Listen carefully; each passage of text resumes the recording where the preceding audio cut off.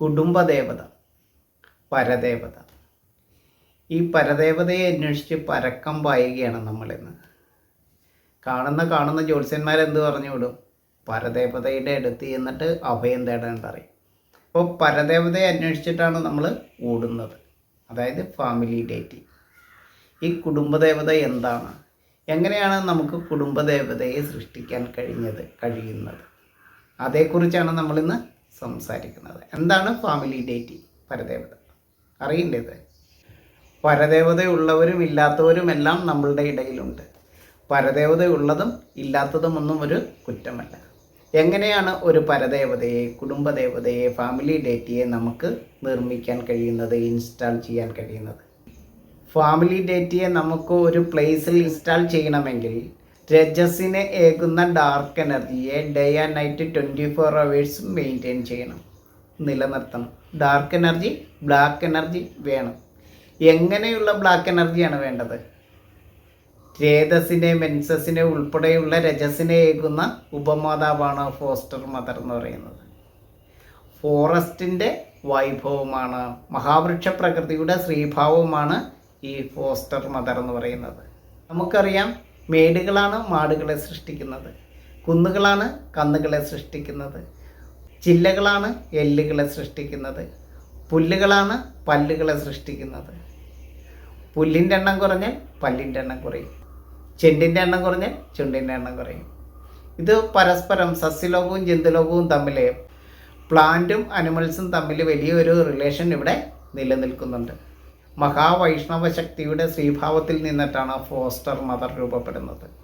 ആ foster mother എന്താണെന്നാണ് നമ്മൾ പറയാൻ പോകുന്നത്. പരദേവത ഡാർക്ക് എനർജിയാണ്, ബ്ലാക്ക് എനർജിയാണ് ഫോസ്റ്റർ മദറിനെ സൃഷ്ടിക്കുന്നത് എന്ന് നമ്മൾ പറഞ്ഞു.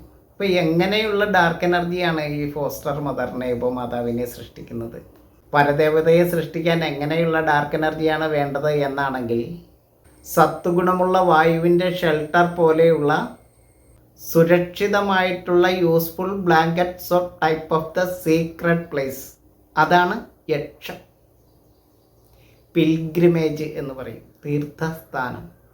തീർത്ഥത്തിന് വളരെ പ്രാധാന്യമുള്ള, തീർത്ഥശുദ്ധിയുള്ള സ്ഥാനം യക്ഷം എന്ന് പറയുന്ന സ്ഥാനം.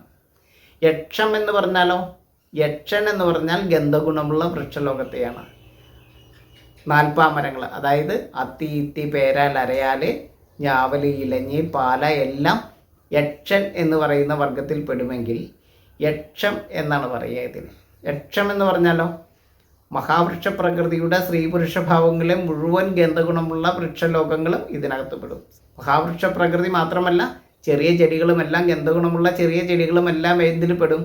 ഈ യക്ഷത്തിൽ പെടും. അങ്ങനെയുള്ള യക്ഷം എന്ന് പറയുന്ന ആ പിൽഗ്രിമേജ്, ആ വള്ളിക്കുടലാണ് എന്തിനെ സൃഷ്ടിക്കുന്നത്? യക്ഷിയെ സൃഷ്ടിക്കുന്നത്. യക്ഷി എന്ന് പറഞ്ഞാൽ എന്താണ്?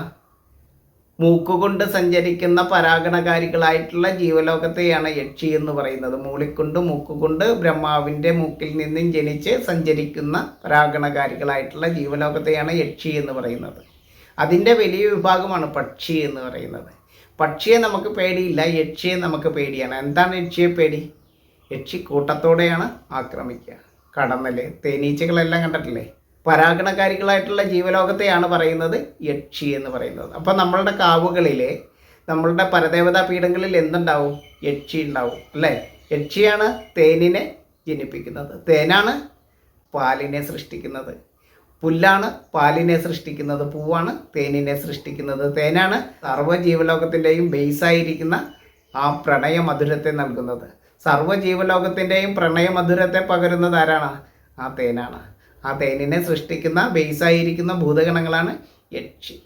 യക്ഷി നമ്മളുടെ പരദേവതാ പീഠങ്ങളിൽ വസിക്കുന്നതിന് വേണ്ടിയിട്ടാണ് നമ്മൾ യക്ഷത്തെ ഒരുക്കുന്നത്, ഇത്തരം പിൽഗ്രിമേജിനെ സൃഷ്ടിക്കുന്നത്. ഇതൊരു ഗ്രീൻ റവല്യൂഷനാണ്.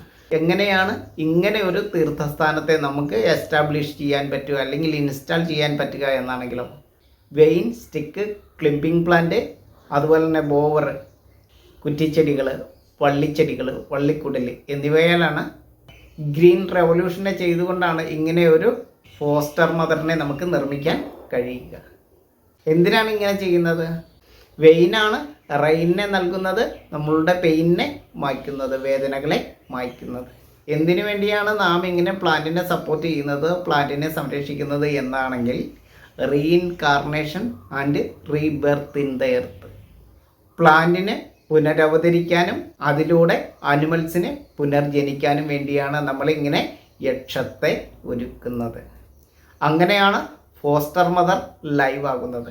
ആ ലൈവാണ് നമുക്ക് ലൈഫ് ഏകുന്നത്, ആ ലൈഫാണ് നമുക്ക് ലവിനെ ഏകുന്നത്, ആ ലവാണ് നമുക്ക് നോളജിനെ സമ്മാനിക്കുന്നത്. ആ നോളജാണ്, ആ സ്നേഹത്തിൽ നിന്നും ജനിച്ച ജ്ഞാനത്തിൽ നിന്നിട്ടാണ് എന്ത് ജനിക്കുന്നത്?